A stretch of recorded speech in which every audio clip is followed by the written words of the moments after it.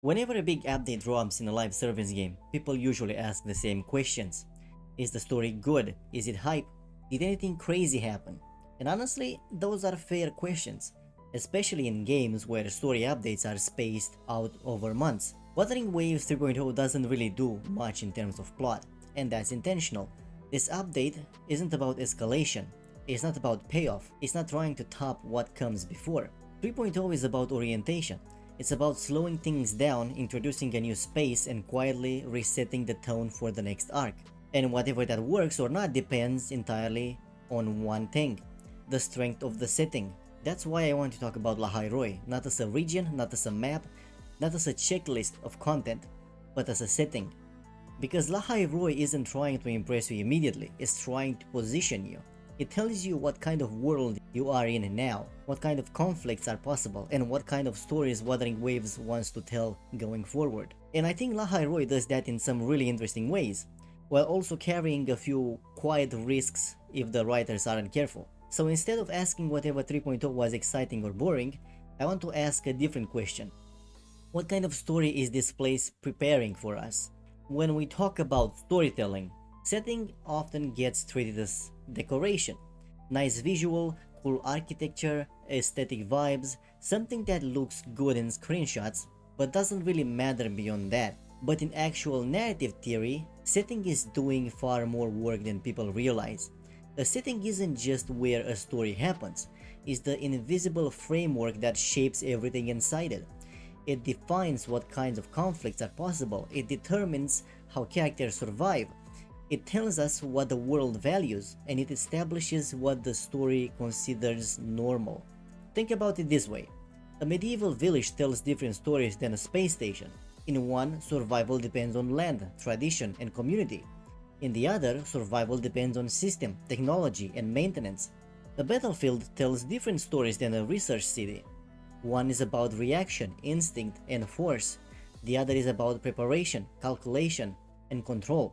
Those differences aren't cosmetic, they shape the kinds of characters that exist in those spaces, the choices they make, the mistakes they're allowed to survive. That's why setting isn't passive, it's active. It pushes characters towards certain decisions and away from others. It rewards some behaviors and punishes others. Over time, it creates a specific kind of morality. And that's exactly why Lahai-roi matters, because Lahai-roi doesn't just look different from other regions, it thinks differently. It's a place built around research, containment, and long-term survival. A place where caution is valued over bravery, where control is valued over spontaneity. So when you enter Lahai-roi, the story doesn't need to tell you what's important. The setting already has. And once you understand that, the rest of 3.0 starts to make a lot more sense. Now, technically speaking, when we enter Lahai-roi in 3.0, we don't actually start by exploring its surface. We already know from lore and visuals that above ground it's snowbound, desolate, and frozen year-round. But the story introduces us directly to the underground, and that's important, because Lahai-roi is a region defined less by what you walk through and more by what the game chooses to show you first. From the very beginning, the setting establishes itself as enclosed, structured, controlled. We're immediately placed among laboratories, academies, and long-term infrastructure, system designed not just to survive harsh conditions, but to outlast them. So even though the technological advancement isn't a surprise, we were told ahead of time that Lahai-roi is advanced, the way it's presented still matters. Because Lahai-roi isn't introduced as a city that grew outward, it's introduced as a civilization that retreated inward. The absence of surface exploration actually reinforces this idea. We don't see open land, we don't see settlements spread across the region. What we see instead are sealed environments, controlled spaces, knowledge and power concentrated underground. That design choice tells us something very specific about Lahai-roi mentality. This isn't a culture built on expansion, it's built on containment, on preservation, on maintaining control in an environment where nature itself is unreliable. Even without stepping foot on the surface, the contrast is already there, not as a physical transition, but as a thematic one. Lahai-roi isn't a place that presents itself openly. It doesn't invite you to explore. It shelters itself, it isolates itself, and that immediately frames the region not as a frontier, but as a pressure chamber. A place designed to endure, not to grow. And once you read Lahairoi that way, everything else about its technology, its research priorities, and its obsession with control starts to click into place. Now, let's talk about the most important piece of world building in Lahairoi so far. Not because it's shocking, not because it's controversial, but because it tells us exactly how the civilization thinks: the artificial sun. Researchers in Lahai-roi aren't just developing new tools or improving existing systems. They're actively trying to replace one of the most fundamental forces of nature in this world. And the key thing here isn't how advanced that technology is.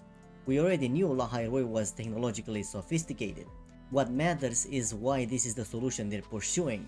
Because Lahai-roi isn't about survival through strength. It's not about conquering the environment. It's not about adapting to it.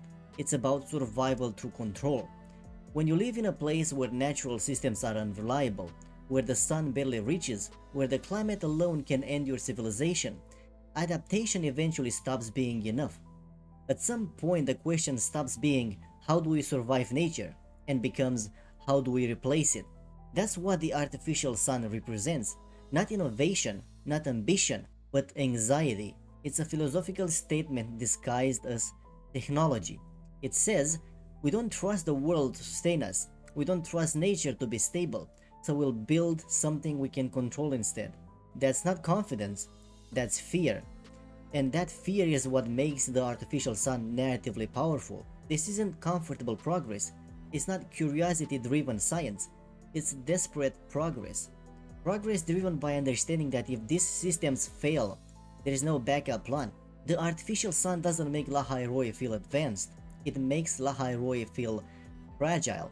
It tells us this is a civilization living on borrowed time. A civilization trying to hold the world together with equations, containment protocols, and engineered stability. And that's why this detail works so well as part of the setting. Because whenever a story introduces technology meant to replace something fundamental, the sun, time, death, nature, it's rarely there to save the world. It's there to warn us about what happens when control turns into obsession. Every strong setting has a central anxiety, something it's afraid of losing, something it's trying desperately to control. Lahai-roi anxiety is loss of control, loss of energy, loss of stability, loss of predictability. And once you notice that, you start seeing it everywhere. It's baked into the research focus. Knowledge here isn't pursued out of curiosity, it's pursued out of necessity. They don't study the world because they love it, they study it because they're afraid of what happens if they stop understanding it. It's baked into the academic hierarchy. Information isn't free, access is controlled, expertise is stratified. This isn't a culture open to discovery, it's a culture of containment, of managing risk, of deciding who gets to know what and when. And it's baked into the mindset of the entire region. Lahai-roi doesn't respond to fear with faith. It doesn't respond with tradition. It responds with systems, protocols, safeguards, redundancies, plans for when the plans fail. That tells you a lot about the people who live here, because a place obsessed with control is a place that's already experienced chaos. You don't build this many layers of protections unless something went wrong before. You don't try to replace the sun unless you've learned the hard way that nature can be trusted. And that's why the Void Worm encounter doesn't feel like a heroic tale. It doesn't feel like a boss fight meant to test strength. It feels like a warning, a reminder, the world pushing back and saying, you can measure me, you can study me, but you don't own me. There's no triumph in that moment, no sense of victory, just discomfort. The unsettling realization that no matter how advanced the civilization becomes, there will always be variables that can be predicted. And that's what makes Lahai-roi compelling as a setting. This isn't a place driven by hope, it's a place driven by fear of collapse. A civilization holding itself together with intelligence, infrastructure, and restraint, constantly aware that if even one system fails, everything built on top of it might come crashing down. Lahai-roi isn't telling its story yet. It's laying the foundations, establishing systems, introducing risks.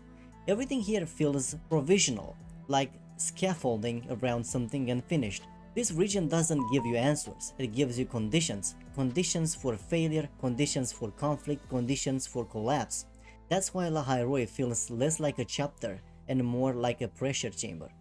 The artificial sun the research institutions, the containment mindset, the unresolved threats beneath the surface. None of these are payoffs, they're stress points. And pressure chambers don't exist to be stable, they exist to test limits. Something here is going to break, eventually. The question isn't if, it's how. Will it be emotional? A character pushed too far by a system that values stability over people? Will it be political? Power structures turning on each other when control starts slipping? Or will it be catastrophic? A failure of the very technology meant to keep this civilization alive? What makes Lahai-roi interesting is that the setting supports all of these possibilities. It's flexible, it's tense, and it's thematically coherent. This isn't a place where conflict has to be forced. Conflict will emerge naturally the moment something stops working. That's also why restraint matters here. If future updates rush this setting, if they jump straight to spectacle, Lahai-roi loses what makes it compelling. But if the writers let these systems breathe, let the tension simmer, let consequences unfold slowly, Lahai-roi could become one of the most narratively rewarding regions in the game. Because when a story takes the time to build a place like this, the payoff isn't just a big fight, it's watching a carefully constructed world confront the limits of its own control. Lahai-roi isn't a loud region, it doesn't demand your attention, but is a thoughtful one. And for a game that sometimes struggles with structure, that thoughtfulness matters. If Wuthering Waves lets Lahai-roi shape future stories instead of just hosting them, this arc could become something genuinely special. And for the first time in a while, I'm cautiously optimistic. But let me know what you thought of Lahai-roi. Did the setting work for you, or did it feel like setup with no payoff? Feel free to leave your opinions in the comments below. This will be all from me for this video. Thanks for watching, and I'll see you in the next one.